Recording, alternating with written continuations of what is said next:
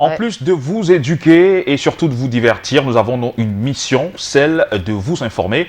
Et je pense que c'est le moment de s'informer. Allons-y de côté de Yaoundé. Absolument. Nous vous avons dévancé, chers téléspectateurs, en faisant un détour par les kiosques à journaux, afin de vous livrer la quintessence justement des unes des journaux parus ce jour, en ce 30 mai 2021, sur l'ensemble du réseau national. On va retrouver en direct de Yaoundé M. Ghislain Pierre-Essonneau, qui sera rapidement suivi de Michael Tipio. Je crois qu'il est déjà prêt, on va pas tarder à l'apercevoir.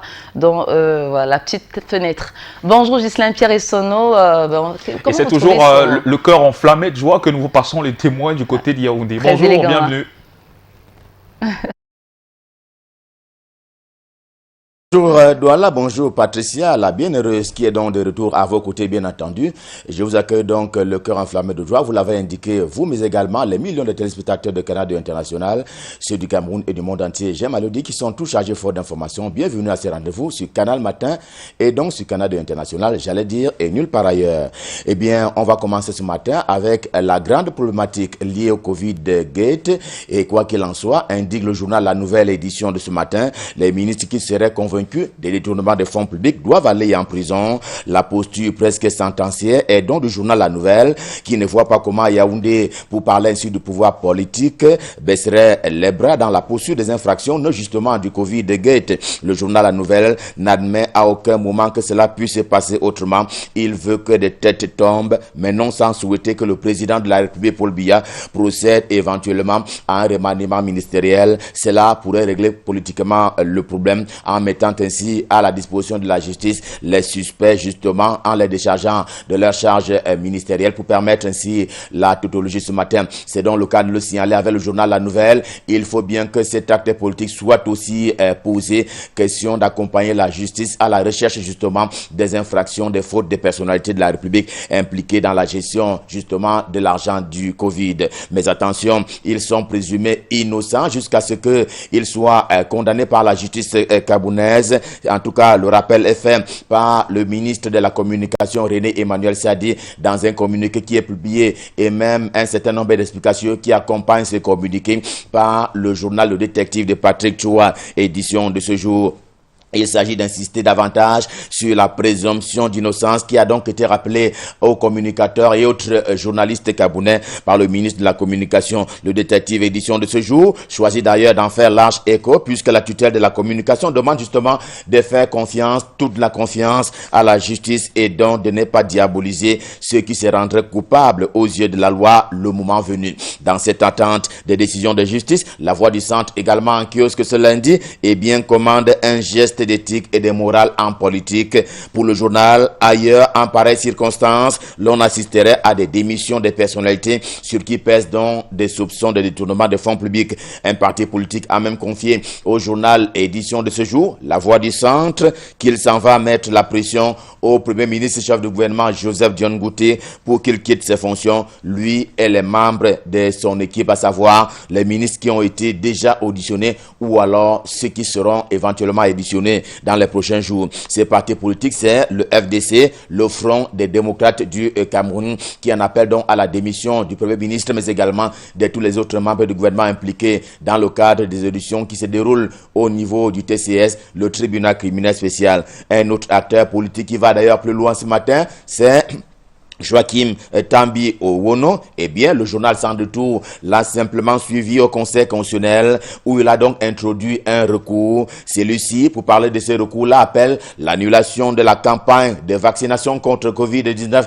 dont on sait qu'elle est en cours au Cameroun et la démission. Puis, et c'est ce qu'ajoute le journal, la condamnation de l'équipe gouvernementale, c'est donc une affaire de survie institutionnelle, semble conclure le journal selon Défi Actuel lui aussi en kiosque ce jour. D'ailleurs, le journal regrette le fait que les secrets d'État soient dans la rue en l'état actuel des choses. La guerre des réseaux est manifestement ouverte entre ceux qui sont aux affaires, entre ceux qui sont acculés et ceux qui sont ceux qu'ils considèrent comme étant les commanditaires. Les premiers estimant justement être des victimes expiatoires, victimes politiques, entre guillemets. Mais en amont, pour ce faire, le quotidien bleu, le journal d'Aman Mana enquête encore sur le document, source à laquelle s'abreuvent à la fois les enquêteurs du TCS, mais également l'opinion publique nationale et même internationale, à savoir le rapport de la Chambre de comptes de la Cour suprême. Ne fallait-il pas attendre sa plénitude avant le déclenchement de la procédure? Semble donc questionner le jour du jour,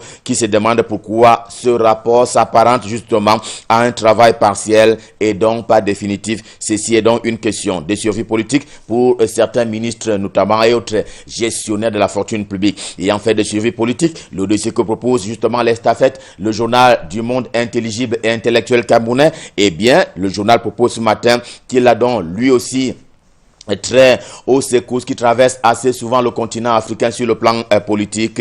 Les choses ont changé certes, mais il y a toujours autant de détournements des fonds publics, chose qui très souvent finit par fâcher le peuple, le petit peuple ainsi nommé par le journal L'Estafette, lequel descend dans la rue ici et là, question donc de revendiquer ses droits en termes justement de survie, la vie tout court. Et du coup, la politique se voit ponctuée d'inconvénients anormaux sur le sol africain, avec notamment des arrestations très souvent marquées qui sanctionnent souvent un certain nombre de revendications des peuples. La gestion n'est plus celle que ces peuples-là auraient souhaité. En tout cas, c'est ce que le journal qualifie de nausée. À Efoulan, pour aller droit dans le département de Villa, région du sud de Cameroun. Et d'ailleurs, Efoulan est dans le diocèse des boulevards de l'église catholique qui est Cameroun. Et bien, la fête du week-end dernier, c'était le couple à Tanganji. Et pour cause, il a fait don d'une église au peuple de Dieu de ce côté-là. Réalité, le journal des rapports de Paul Ngwarekindi, vous le voyez en une principale, rapporte d'ailleurs tous les faits et gestes qui ont ponctué la cérémonie à l'occasion de cette dotation nation du couple à Tanganji. Le journal La République fait autant, des milliers de personnes qui ont assisté aux côtés de l'élite politique du Sud, à l'instar du ministre directeur du cabinet civil à la présidence de la République, Samuel Mvondo Ayolo, ou encore du ministre d'État, ministre de l'enseignement supérieur, chancelier des ordres académiques. J'ai nommé le professeur Jacques Famin Ndongo. Cameroun Tribune, le quotidien camerounais à capitaux publics, se situe dans la coopération entre Yaoundé et Malabo, entre le Cameroun et son voisin, la Guinée équatoriale. Une coopération qui est appelée à s'intensifier, par exemple par la construction d'un pont sur le fleuve Ntem, qui est d'ailleurs en partage entre les deux pays, c'est-à-dire le Cameroun et la Guinée équatoriale. Et c'est ce qui a donc sous-tendu l'audience que le président de la République, Paul Biya, a accordée vendredi dernier au ministre équato-guinéen en charge de l'intégration. The Guardian Post, quotidien camerounais d'expression anglaise, ne baisse pas les bras s'agissant justement du handicap économique et même social que cause donc le piteux état de la route Bamenda-Babadjou. En tout cas, il insiste sur la problématique depuis quelques temps maintenant. The Horizon, un autre journal camerounais d'expression anglaise en kiosque ce matin, il s'occupe lui de l'expert en conflit armé, Paul Simo, pour ne pas le nommer, qui recommande justement au régime de Yaoundé de mettre un accent sur la reconstruction des infrastructures, gage d'un nouveau commencement dans ce qu'il est convenu d'appeler l'unité et l'union nationale. Le quotidien est également en kiosque que ce lundi, eh bien, le journal roule pour plusieurs sujets dans son édition du jour. D'abord, il y a cet hommage rendu à un ténor du micro, j'ai nommé Pascal Mebeyaba, qui a donc été mis sous terre le 29 mai dernier à Loum. Un hommage justement qui a été lu par Jean Atana et qui est relayé par le journal. Hommage donc de son directeur général Chandongo qui a été lu par Jean Atana. Il était donc journaliste, enseignant et même un modèle en la matière, signifie ainsi le quotidien dans sa livraison de ce jour. Le quotidien qui décale ensuite pour se rendre dans la région du Sud, c'est là à la rencontre d'un homme, François Mengata Edjengte, qui vient d'ailleurs d'être félicité par les pouvoirs publics de ce côté-là. Il a été félicité pour son implication dans le développement du social avec Smart Vision, en tout cas un certain nombre d'initiatives qui concourent à ce qui est la construction des routes, quand ce ne sont pas les réhabilitations et autres infrastructures à caractère social. Le Zénith est en kiosque, il ne fait pas autant puisqu'il croit devoir dénoncer la gestion financière qui est faite par Daniel Makaer Elung Na. Eh bien, lui, il est secrétaire national permanent du processus de Kimberley. C'est donc une enquête au plan financier qui a été menée par le journal Le Zénith à propos de cette instance, on ne peut plus stratégique dans l'ensemble. L'équation, pour sa part, revient sur ce transfert des compétences rendu concret par le ministre des Transports, j'ai nommé Jean-Ernest Masséna Ngalé-Bibeye, cela au bénéfice des communes à travers justement une dotation de 300 millions de francs CFA. Cela s'appelle matérialiser à sa manière la décentralisation au bénéfice des CDT, c'est-à-dire les collectivités territoriales décentralisées. On reste au ministère des Transports, cette fois-ci avec Génération Libre, commentant ainsi les récents travaux du top management des ADC, les aéroports du Cameroun. Sinon, l'envol, c'est donc d'un nouveau commencement qu'il s'est agi à l'occasion de ces travaux, en tout cas qui ont été sanctionnés avec de nouvelles ambitions en vertu du progrès escompté de ce côté-là. Pierre Nunkam, pour sa part, fait encore la une ce matin dans un certain nombre de publications. Le cas de Census Hebdo, eh bien, l'auditeur bancaire qui combat ainsi question de stopper ce qu'il considère comme étant des pratiques criminelles de certaines banques au Cameroun chaque matin et même chaque soir. Et le soir, ce matin, ne provoque pas. Il dit que le climat n'est pas du tout des plus sereins du côté du département de la KDI, région de l'Est Cameroun. À l'origine, l'étouffement des producteurs locaux du tabac, ils n'ont pas eu droit au butin de vente depuis de longs mois. La faute, dit-il, au ministre en charge de l'agriculture et du développement rural. Et ce matin, on va terminer par le quotidien Mutation de Gab, Georges-Alain Boyomo. Eh bien, par ce cas de bis repetita, on va dire du bis repetita, avec justement ce qui a encore été découvert. Mutation parle de contrefaçon avec un certain nombre de produits de consommation qui ont été découverts, n'étant donc pas de fabrication, on va dire, normale. Voici d'ailleurs la preuve en une principale des produits totalement contrefaits, heureusement sur lesquels on a donc pu mettre la main et ils seront ainsi mis hors d'état de nuire pour protéger les Camerounais. Bravo donc aux équipes qui sont compétentes à la matière, notamment les équipes du ministère du Commerce. Revue de presse, Made in Yaoundé, premier rendez-vous de la semaine. Stop fin, le cœur enflammé de joie. Bien entendu, nous vous avons servi. On s'en va maintenant retrouver l'homme à l'adresse particulière qui est dans les studios de Canada International du côté de Douala, la capitale économique du Cameroun. Lui, c'est Mike Chipkio qui va prendre le relais. Je lui passe pour ainsi dire le pouvoir pour la suite et la fin de la revue de presse. Bonjour Michael, c'est à vous à Douala. Bonjour, je suis Saint-Pierre, la suite à Douala, c'est avec le messager qui est en kiosque ce lundi, qui revient sur cette promesse présidentielle, promesse faite à l'endroit des anciens lions indomptables du Cameroun, ceux qui étaient de l'épopée de la Coupe du Monde en 90, ces lions indomptables qui attendent toujours d'être logés, alors que la promesse présidentielle a été faite dans ce sens. Jusqu'ici, absolument rien ne bouge sur le terrain, est allé enquêter pour constater le journal Le Messager en kiosque aujourd'hui. Ces héros du Mondial 90 toujours sur le banc de l'incertitude un an après la promesse présidentielle, réchauffé, suivi de la cérémonie pompeuse de remise des clés en main aux bénéficiaires. Toujours pas de logement disponible pour les lions indomptables de l'épopée 90, à l'exception de la maison attribuée aux enfants de Stephen Tato de regrettée mémoire. Le journal parle là d'un tacle irrégulier sur ces héros du mondial et se demande comment un match de promesse présidentielle peut se jouer avec autant de prolongations attendues pour être livré au plus tard le 10 février dernier. Le chantier d'aménagement des maisons 22 lions indomptables du quart finaliste de la Coupe du Monde italienne piétine pour dire le moins.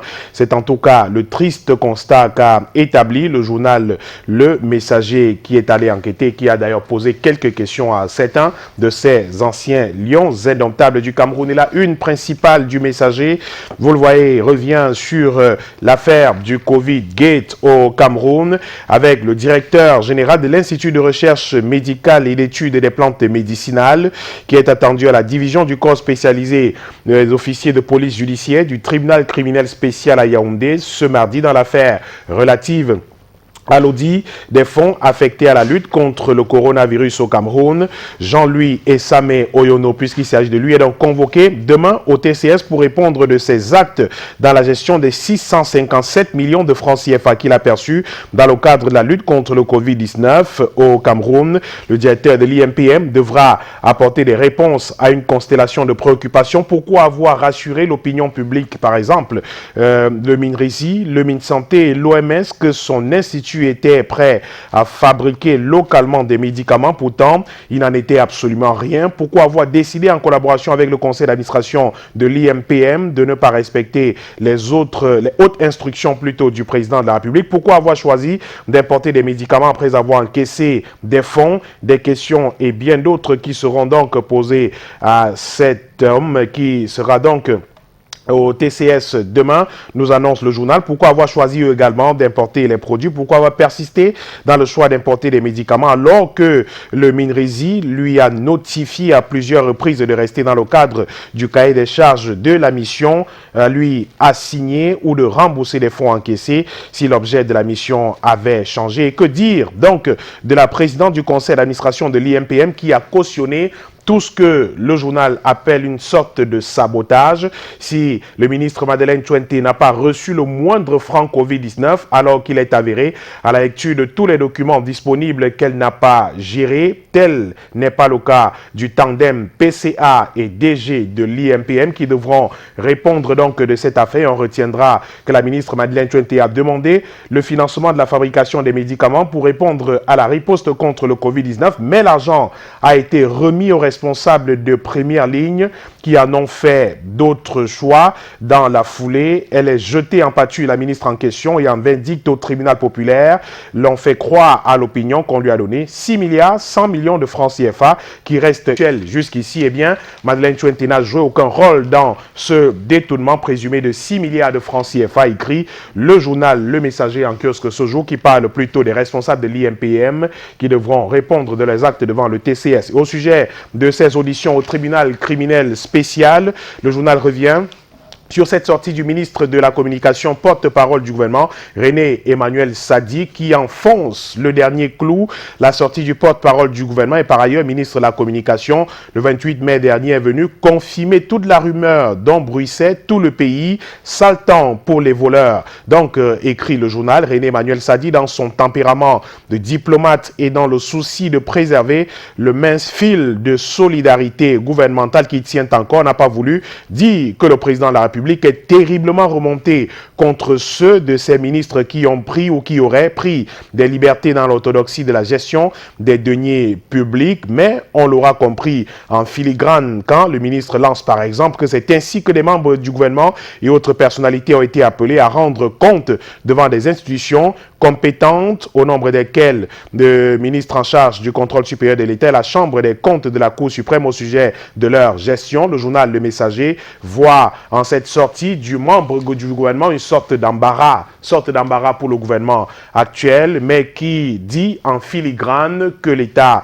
le président de la République lui-même est grandement embarrassé par ces affaires de détournement de fonds liés à la lutte contre le Covid-19. L'Indépendant également en kiosque ce jour nous en parle et revient sur le Fonds monétaire international qui exige une enquête indépendante pour faire toute la lumière sur la gestion des 180 milliards de francs CFA octroyés au Cameroun pour lutter contre le Covid-19. Le FMI qui réclame donc un autre audit en débloquant la seconde phase des financements liés à la lutte contre le coronavirus. Le Fonds monétaire international réclame maintenant un audit qui pourrait éclabousser les personnalités des plus insoupçonnées jusqu'aux prestataires de l'État cachés sous des noms d'emprunt. Le scandale des fonds Covid va-t-il donc ouvrir la voie au procès du renouveau? S'interroge Max Panjo dans son journal aujourd'hui. Tout porte à croire que le Premier ministre et même le ministre d'État, secrétaire général de la présidence de la République soient appelés à s'expliquer devant les magistrats et ceci, c'est un lourd préjudice porté à la crédibilité des élites. L'ampleur de ce scandale qui met en difficulté pas moins de 12 membres du gouvernement sur les 23 convoqués au TCS est un précédent qui aura à coup sûr des conséquences sur la survie du système actuel. On a souvent soutenu que la corruption, les détournements étaient consubstantiels à ce régime, mais pour la première fois, le chef de l'État accepte de confier à la justice une enquête qui risque d'emporter son système. A-t-il cédé à la pression internationale? S'interroge également l'hebdomadaire L'Indépendant en kiosque ce jour. Un autre hebdomadaire paru ce lundi, c'est Intégration, la tribune des communautés qui nous parle de cette fusion entre la CEMAC et la CEAC, le visage de la monnaie unique. Le journal en parle dans ses colonnes aujourd'hui. Les experts des 11 pays d'Afrique centrale viennent de donner l'onction technique pour la création d'une institution qui va porter le projet sur les fonds baptismaux. La haute autorité monétaire va mettre en œuvre la politique monétaire unique par le rapprochement de la BEAC, du franc CFA, des 5 autres banques centrales et monnaies existantes en Afrique centrale, écrit le journal. Tout comprendre dans ce dossier sur la fusion CEMAC-CEAC. En 2 pages dans les colonnes de la tribune des communautés. Intégration qui nous parle aussi de la consommation au Cameroun avec le pain qui maigrit sans finalement changer de prix. Eh bien, ce sont des consommateurs qui en souffrent. Pour les connaisseurs de cet aliment, sa texture a changé en même temps que son goût. Enquête menée par le journal qui est allé à la rencontre des boulangers, des fournisseurs de produits, des intrants qui entrent dans la fabrication du pain et même des consommateurs. Les détails à retrouver en page 9 de l'hebdomadaire Intégration de ce lundi. L'œil du Sahel est également paru ce jour. L'œil du Sahel qui est en kiosque aujourd'hui revient sur cette sortie du secrétaire général du comité central du Rassemblement démocratique du peuple camerounais, une correspondance adressée au président de l'Assemblée nationale il y a quelques semaines au sujet d'une réunion convoquée par Kava Yégué Djibril dans le septentrion du Cameroun à l'effet de resserrer les rangs au sein de cette formation politique, le Rassemblement démocratique du peuple camerounais. Le journal voit en cette sortie de Jean Kuité une sorte de manœuvre contre le président de cette formation politique, Paul Biya, une correspondance du secrétaire général qui met le feu aux poudres, écrit le journal de Guiba Igatama. La correspondance de Jean Kuité daté du 11 mai 2021 et dans laquelle il sermonne le président de l'Assemblée nationale à propos de son initiative politique sur les états généraux du RDPC dans le Grand Nord n'est pas seulement, écrit le journal, une démarche empreinte de peu de galanterie, mais une roublardise politique qui pourrait cacher d'autres dessins. Et ces autres dessins, effectivement, à lire dans les colonnes du journal L'œil du Sahel qui est en kiosque aujourd'hui, qui se pose des questions sur le déploiement du conseil régional de l'Adamawa. Le conseil régional est-il inerte 6 mois après la mise sur pied de cette institution? Les avis divergent sur son fonctionnement effectif, fonctionnement qui semble ne pas bouger aujourd'hui. Le journal donne la parole à quelques hommes politiques de cette région de l'Adamawa, effectivement, qui s'expriment dans ces colonnes aujourd'hui. La Nouvelle Expression nous fait un rappel à sa une ce lundi. Il y a 4 ans, Monseigneur Jean-Marie Benoît Bala était dans l'eau. 4 ans après, le journal La Nouvelle Expression revient sur les circonstances du décès de ce prélat qui a secoué tout le pays. Le véhicule de l'évêque de Bafia avait été retrouvé précisément le mercredi 31 mai 2017 avec ses pièces d'identité sur le pont au-dessus du fleuve Sanaga et Bebda. La Nouvelle Expression, à travers ses enquêtes et les reportages réalisés à cette occasion, revient sur les circonstances d'une mort jamais élucidée qui a fortement ébranlé et continue d'ailleurs d'ébranler la communauté catholique nationale et internationale.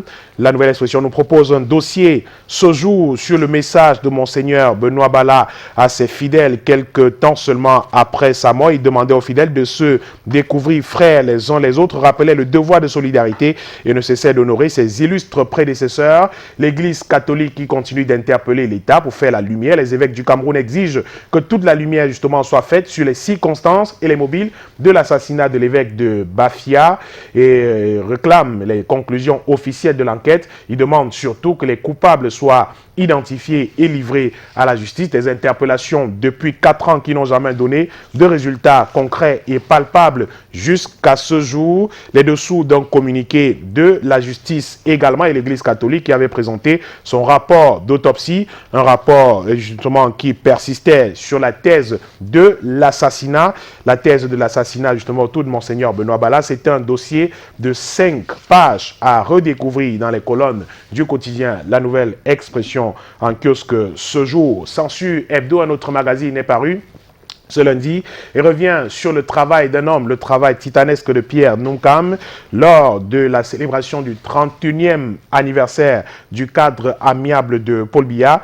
L'auditeur bancaire Pierre Nounkam, président de la Mutuelle interafricaine des consommateurs des biens et services, a entretenu les hommes de médias sur l'évolution du combat qui mène depuis plus d'une dizaine d'années pour espérer mettre fin un jour aux pratiques criminelles qui sont en grande partie responsables de la banqueroute des banques et microfinances au Cameroun, avec comme corollaire justement des clients de ces banques et microfinances qui se voient spoliés après la fermeture justement de ces nombreuses banques. Le journal revient sur les propositions de Pierre Nounkam, lui qui vient d'ailleurs de mettre sur pied une formation politique rattachée au RDPC, formation qui devra continuer la lutte contre ces spoliations dont sont victimes de nombreux clients de banques et microfinances au Cameroun. L'Albatros est également paru ce jour, un autre hebdomadaire qui nous parle d'une affaire en justice au Cameroun, l'affaire autour de Jean-Baptiste Nguyen-Fa, le casse-tête chinois pour la justice camerounaise, alors que la détention de l'ancien directeur général de la STDP dans les geôles du pays se prolonge sans raison apparente selon le journal. L'opinion nationale, toute proportion gardée, et les militants des droits humains crient au complot et demandent sa libération pure et simple et sans condition d'ailleurs. Le journal nous livre les dessous de ce dossier, les affaires autour de Jean-Baptiste Nguyen-Fa dans les colonnes de l'Albatros. En kiosque ce jour, on termine avec Horizon Plus Magazine qui parle ce jour des transferts des ressources à certaines collectivités territoriales décentralisées pour le financement des activités de prévention et de sécurité routière au Cameroun. Et c'est l'œuvre d'un homme, le ministre Jean-Enes Masséna Ngalibibé, ministre des Transports, qui passe donc de la parole aux actes. Lui qui, dans le cadre du programme 2021 du Fonds routier, a jeudi dernier remis à 12 collectivités territoriales décentralisées une enveloppe de 300 millions de francs CFA destinée à financer leurs projets de prévention et de sécurité routière. Il s'agit précisément des mairies de Konsamba 1er, Edea, Gaoundéré 1er, Bankomo, Yabassi, Santa, Samelima, Magbaye, bien d'autres mairies du Cameroun, des fonds destinés à la prévention et la sécurité routière au Cameroun. Le cahier de charge justement à découvrir également dans les colonnes de Horizon Plus Magazine en kiosque ce lundi. Merci beaucoup Michael, on est très heureux de vous retrouver et dire que vous nous avez beaucoup manqué, hein, mine de rien. Ah, mais écoutez, le plaisir partagé. Hein. Ah oui, et on va rappeler aujourd'hui que la communauté internationale célèbre la journée mondiale sans tabac. Et quand on sait que ça demeure l'un des problèmes de santé publique au Cameroun, et pour revenir aux chiffres de l'OMS, l'Organisation mondiale de la santé, publiés l'an dernier, on va parler de 10 millions de personnes qui décèdent chaque année à la suite justement de la consommation du tabac et plusieurs facteurs associés également au tabagisme, j'allais dire, en milieu scolaire. Alors, est-il possible de venir à bout du tabac quand on sait ou du tabagisme quand on sait que la cigarette est la chose la plus omniprésente dans nos marchés, ou bien parmi les produits omniprésents? C'est compliqué, hein. Poser une question assez difficile. Je crois que jusqu'ici, on a parfois vu des campagnes qui visent à interdire la vente ou la fabrication même de certains produits. Mais je ne me souviens pas avoir déjà vu une seule qui interdise la fabrication ou alors la vente du tabac. Je ne me souviens pas avoir déjà vu, mais j'ai parfois vu des campagnes qui visent à dissuader des gens à consommer du tabac, peut-être à en consommer à outrance. Mais jusqu'ici, aucune campagne qui vise à interdire ou du moins à interdire non seulement la fabrication et même la consommation aux usagers. Non, on n'en a jamais vu. C'est vrai qu'il y a des messages qui visent à les dissuader. Parfois, vous voyez sur des cartons de cigarettes, là, des images assez fortes, avec des messages accompagnés de messages. Est-ce que vous pensez que on ces vous dit images-là, clairement, tendent à freiner l'élan des fumeurs depuis. Et c'est l'objectif recherché en mettant ces images quand même, parce que vous voyez des images horribles qui font peur, qui font froid dans le dos.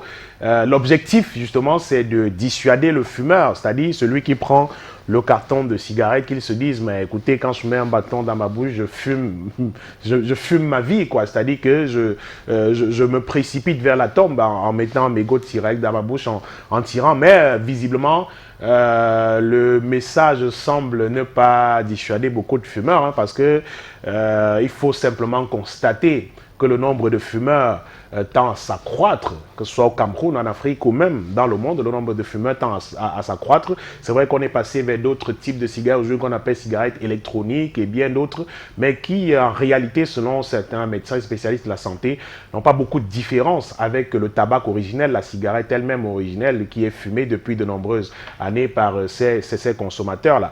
Mais je crois peut-être qu'il faut aller plus loin. Je parlais tout à l'heure d'interdiction. Bon, je ne sais pas si c'est possible, mais je crois qu'effectivement, on peut mener une campagne, c'est-à-dire qu'au niveau de l'importation, par exemple, de ces produits-là, on peut limiter, par exemple, l'importation. C'est vrai qu'on en fabrique déjà localement aussi, mais on peut encore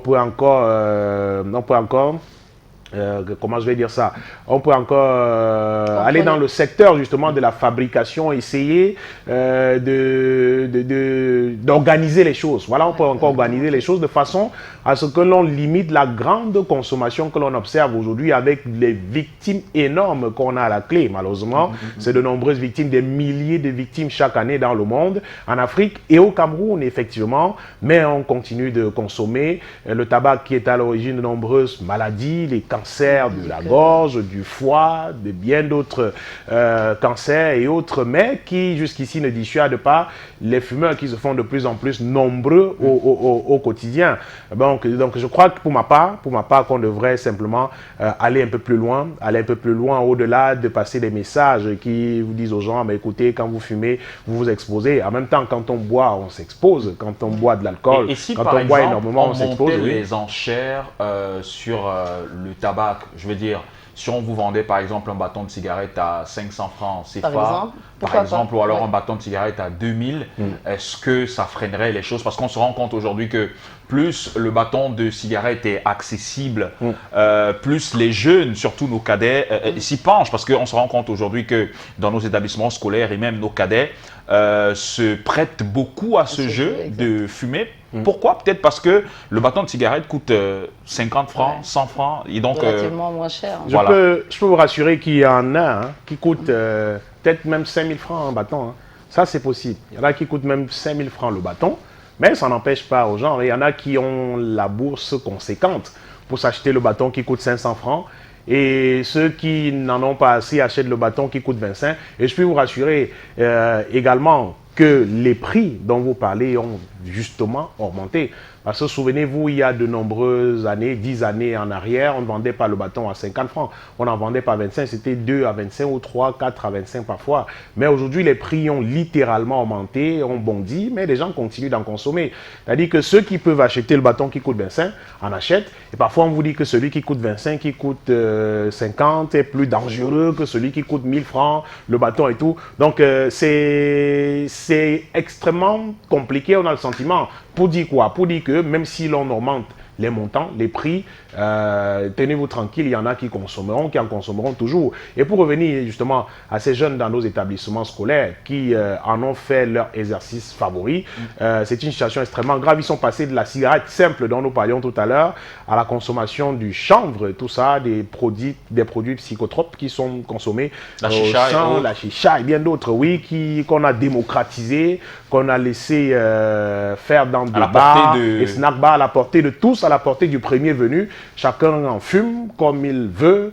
On ne dit rien à personne, on ne fait rien pour régulariser le secteur, le milieu. Exactement. La vente de la cigarette, par exemple, devrait-on, pour un commerçant, un vendeur, vendre la cigarette à un enfant qui a moins de 15 ans, 20 ans, par exemple, 20 ans, disons 20 ans, parce que pour l'alcool, par exemple, on parle de 21 ans au moins, mais je crois que pour la cigarette, ça devrait également être le cas, parce qu'on estime qu'à cet âge-là, vous êtes au moins responsable de ce que vous faites, mais quand vous avez des petits-enfants de 10 ans, 11 ans, 12 ans qui s'achètent un bâton de cigarette, qui s'achètent un carton de cigarette, une cartouche parfois, et en fument comme ils veulent, et machin, ça pose un réel problème. Aujourd'hui, on peut effectivement se dire, bon, dans les établissements, on a laissé faire, mais écoutez, les enseignants sont dépassés, les responsables d'établissements sont dépassés, les parents également parfois sont débordés. Mais je crois que le ministère du Commerce, le ministère de la Santé publique peuvent faire quelque chose pour limiter non seulement l'importation de ces produits-là et même la vente, c'est-à-dire régulariser la vente à qui est-ce qu'on vend la cigarette et bien d'autres, mais c'est toute une industrie qui est derrière. Exact. Je sais qu'il y en a qui me regardent en riant en se disant mais de quoi est-ce qu'il parle? C'est toute une industrie qui est derrière. Hein, c'est-à-dire que l'industrie tabacole, le monde, c'est quelque chose d'extrêmement géant, d'extrêmement énorme et vous comprenez naturellement que ceux qui en tirent du profit ne puissent laisser que l'on interdise la fabrication ou qu'on fasse quoi que ce soit. Et pour corroborer avec vous, on va dire que c'est l'un des industries les plus fructueuses dans le monde entier, l'industrie justement du tabac. Autant dit, le tabac nuit gravement à notre santé. C'est comme ramer à contre-courant que de sensibiliser contre l'usage de quelque chose qui est délibérément commercialisé. En tout cas, pour fermer donc cette page et surtout cet argumentaire, on va vous inviter à voter ma chanson du cœur parce que hier c'était donc l'honneur à toutes les mamans du monde et on continue d'ailleurs ce matin. Alors on a Mon bébé ou un bébé du groupe Zangalewa et le titre L'amour d'une mère de Patience Dabani. Je vais faire le choix de Patience Dabani, L'amour d'une mère. L'amour d'une mère, vous pouvez pas mimer, ce serait pas... Wow, super. D'une maman.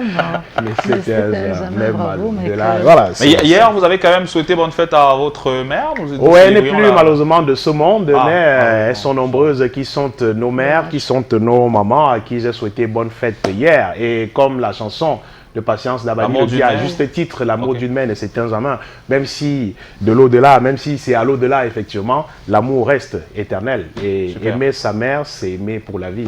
Super, merci. On vous retrouve demain. Demain avec le même plaisir, nous serons là Fidji. Et donc mesdames et messieurs, vous savez ce qu'il vous reste à faire pour avoir toute la quintessence de l'information. Rendez-vous dans nos différents kiosques à 400 francs CFA seulement. Vous avez droit donc à toutes les parutions de ce jour. Nous poursuivons avec les différents événements qui ont marqué l'histoire du monde un 31 mai. Mais avant, mesdames et messieurs, la PUB, la pub.